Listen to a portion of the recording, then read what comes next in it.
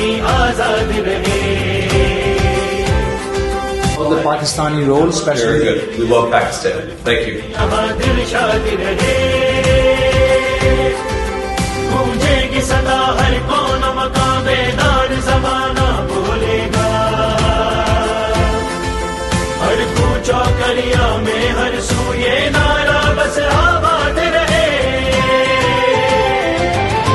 पाकिस्तान हमेशा जिंदाबाद रहे, पाकिस्तान हमेशा जिंदाबाद रहे।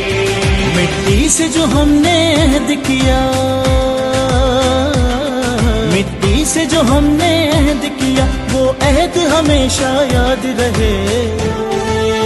Ladies and gentlemen, it's a great day. A day which is going to promote peace and prosperity. I've probably talked to Field Marshal Munir more than I've talked to anybody else over the last 3 months.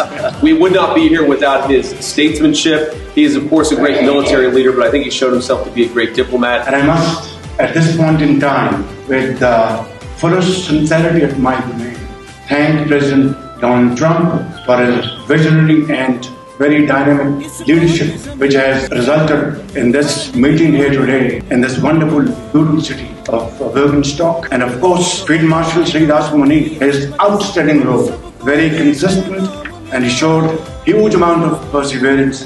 ये जान तो आनी जानी है, ये जान तो आनी जानी है, ये धरती हर पल शाद रहे।